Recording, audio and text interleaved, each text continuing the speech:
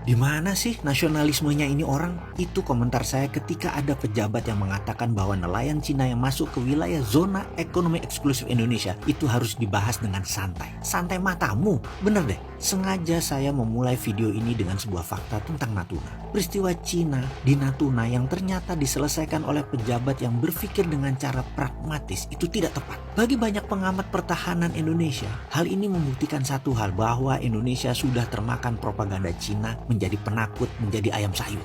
Fakta lain yang mau saya berikan lagi adalah ketika Ibu Susi, mantan menteri yang saya beri julukan Menteri Spesialis Penegakan Kedaulatan Maritim dan Perikanan ini melakukan aksinya menenggelamkan kapal pencuri ikan, dia menegakkan kedaulatan dengan cara menenggelamkan banyak kapal Cina yang maling-maling tadi. Dan apa yang terjadi pada saat itu? Cina diam aja tuh. Oh lupa, ternyata nggak diam juga. Buktinya Bu Susi nggak kepake ya sekarang. Oke, kita lanjut. Bener deh, menurut saya Ibu Susi ini lebih NKRI dari Angkatan Laut Indonesia selama ini, dan itu fakta. Beliau lebih NKRI dari Menkosaurus yang mengurusi investasi Cina. Ibu Susi menenggelamkan lebih 200 kapal pencuri ikan di lautan Indonesia. Bahkan di Natuna yang 80%-nya dicuri bisa berdaulat lagi zaman Bu Susi menjabat. Efeknya kapal nelayan Indonesia kalau menangkap ikan di Natuna bisa panen raya terus. Ada fakta lain lagi. Bu Susi pernah mendapatkan pujian dari banyak negara karena tidak ada satupun angkatan laut di dunia ini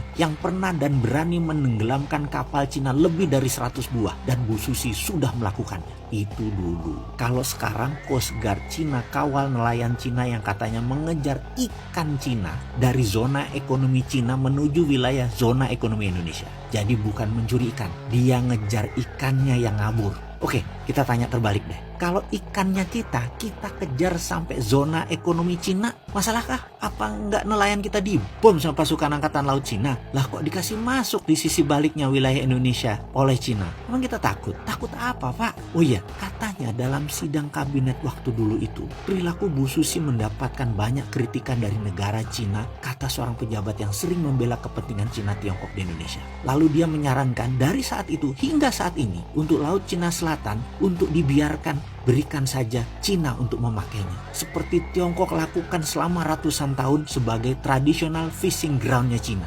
Dilanjutkan katanya, dengan demikian Cina akan terus membantu Indonesia dari sisi lain, yaitu sisi keuangan dan modal investasi. Indonesia minta timbal balik dengan melakukan tawaran bahwa traditional fishing ground kita kasih ke Cina dan Indonesia dapat modal. Kita nggak dapat dukungan Cina kalau Indonesia ganggu Laut Cina Selatan ala Ibu Susi saat ini. Dalam hati saya selalu heran dengan komentar beliau yang terhormat ini. Sering saya komentar dalam hati, ini menteri apaan ya? Ini orang nggak NKRI banget. Tempe bener sih ini orang. Masa kedaulatan NKRI ditukar dengan materi secuil? Apa yang terjadi dengan pulau-pulau kosong di sekitar Natuna kalau didiamkan tidak disusikan? Yang sebentar lagi isinya nelayan Cina, lalu jadi Spratly jilid 2, lalu lepas seperti si Padan dan Ligitan. Ngasih Cina traditional fishing ground, langkai dulu mayat pejuang NKRI, Bung. Begini Komandan, di sekitar Natuna ribuan tahun juga sudah jadi traditional fishing ground bangsa Indonesia. Geblek aja dikasih Cina. Cina kasih duit memang selesai masalah. Duit Cina harus dibalikin kan? Sementara Natunanya hilang. Oke, sekali lagi, saya ini bukan pengkritik tanpa solusi. Saya minta video ini berkenan untuk diviralkan. Kita selesaikan once and for all masalah Cina, Natuna, dan Laut Cina Selatan.